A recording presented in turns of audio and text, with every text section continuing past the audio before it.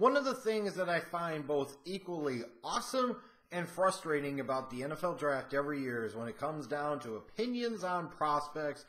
They're like buttholes, everybody's got one, and they all stink. It's cool in the sense of you get different perspectives, and sometimes you could be totally giggly tits about a guy, and then somebody else says something that totally throws a monkey wrench into everything, and it forces you to kind of pause and take a step back and reevaluate. Doesn't mean they're always going to change your opinion, but it does give you a change of perspective. That's both cool and it both sucks.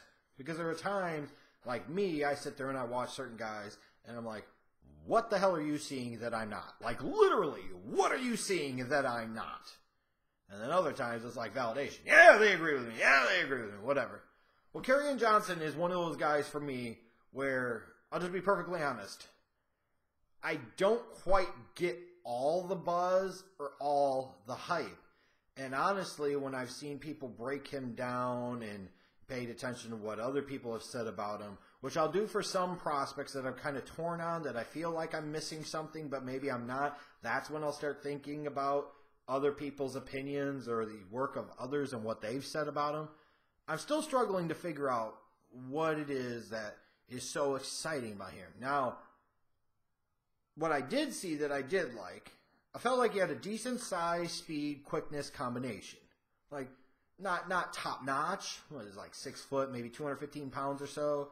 But he's a decent athlete, decent quickness, decent speed, and he's got decent size to him. What I really did like about him was he's a physical runner who would break a good number of tackles that consistently, to me, showed an ability to get yards after contact. And even though at times he looks like he's running high, he doesn't. He keeps a pretty decent pad level, and he can lower a boom. He can lower a wallop. He can really hurt some guys, frankly. He ran with a bit of nastiness to him, and I like nastiness in a running back, and he has it. He also has above average skills in the passing game.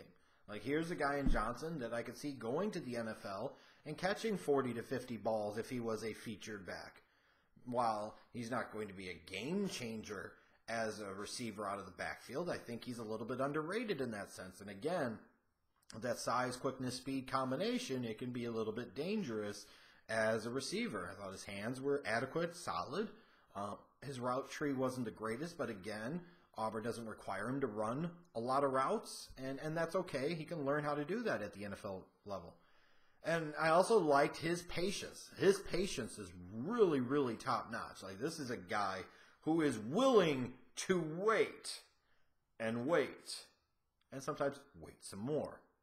And that's where the Le'Veon Bell comparisons come in. I feel like that's kind of where the Le'Veon Bell comparisons should stop. But that's where the Le'Veon Bell comparisons do come in. And the crazy thing about it, similar to Le'Veon Bell, is sometimes there's too much patience. Like trying to make every play perfect, trying to make every run a big run, instead of sometimes just lowering the shoulder and getting what you can get.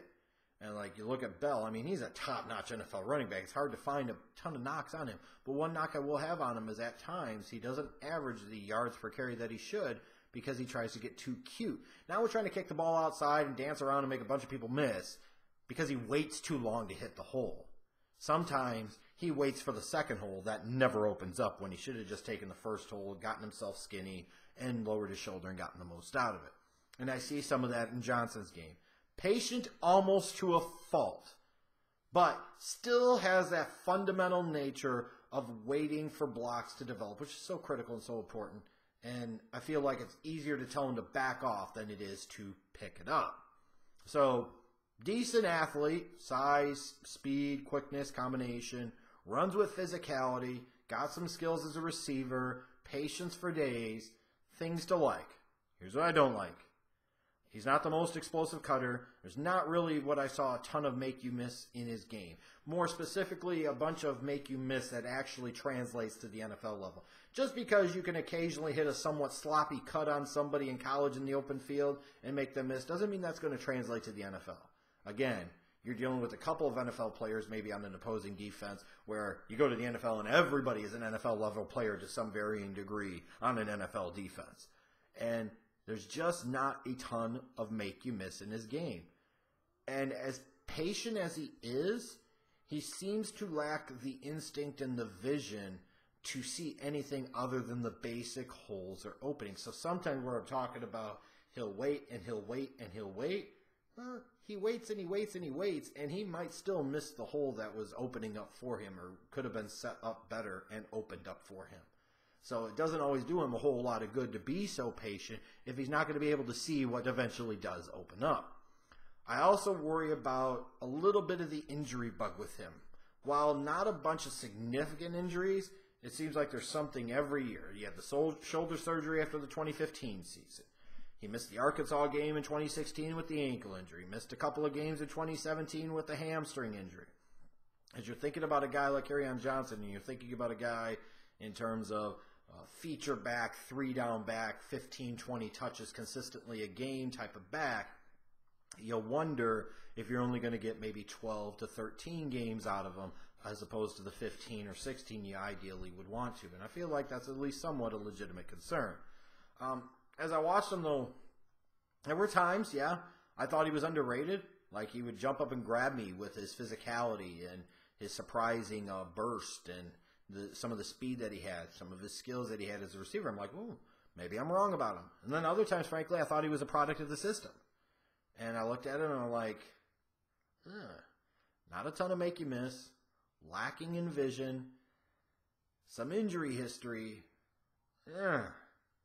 I'm just being really honest. I feel like I could very well be wrong on him. But I just wasn't vibing as much. Like, his grade was still an 85.5, so I had him as a high third-round talent. But I've seen people talk about how he's the third or fourth best running back in this class, and I frankly, again, I just did not see it.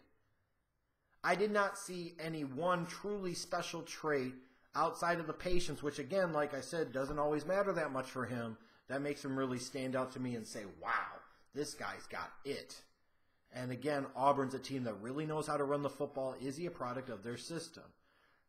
I don't know. I feel like maybe he could be. In terms of the physical profile, he felt like a little bit smaller version of an Arian Foster, who ended up being a very good 3-down running back at the NFL. It's crazy. He was once undrafted coming out of Tennessee. Imagine that. Well, like I said with Johnson, there's a chance he goes in round 2. I would expect maybe his draft stock is more in the round 3 range, and that just felt right based off of what I saw. I saw a good but not great prospect who felt more like lower tier than middle or higher tier starter in the NFL.